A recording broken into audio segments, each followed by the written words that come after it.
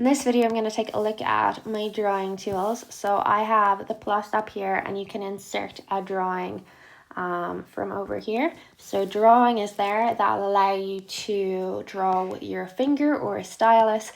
If you're using an Apple Pencil or crayon, you just tap on the screen and your drawing options will come up.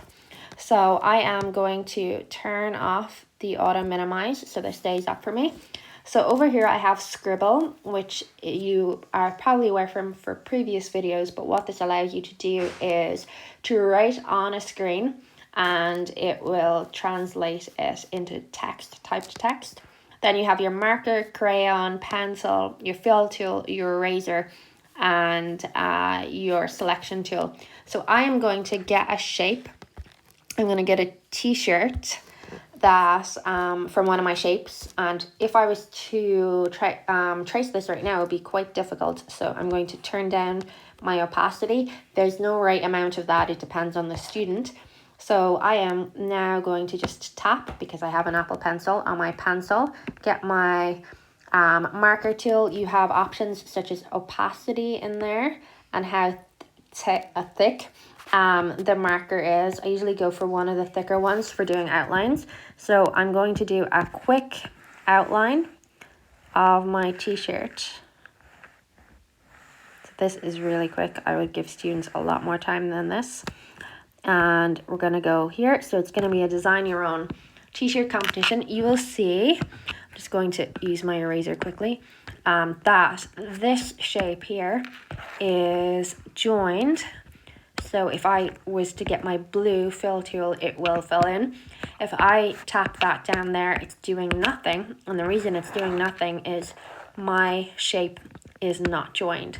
So one common mistake that students make is if they're doing a drawing that's maybe at the edge of the canvas, maybe down the very bottom, they will not realize that it's not joined. So you'll have to tell them why that's happening.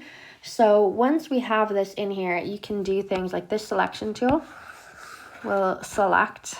You can then duplicate it, resize it, do lots of different things with that. I'm just going to go back in here. And what I'm going to do is I am going to get out of my drawing. I'm going to tap on my t-shirt, get rid of my original. So this might be an original painting. I have my t-shirt here, and then the last thing that I show them, so you can do multiple drawings on a page, you can move them, animate them, do lots of different things.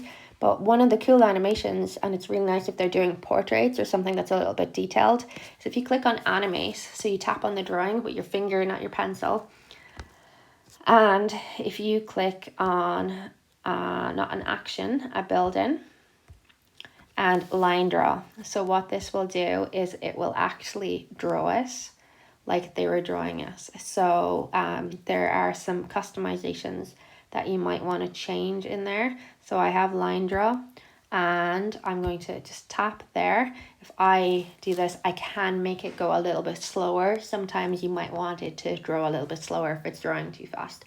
So that is how you might use drawing. You can obviously use it for taking notes or grading as well, but it has a lot of creative potential. And do look at the Everyone Can Create drawing materials on Apple Teacher Learning Center for more inspiration on drawing with Keynote.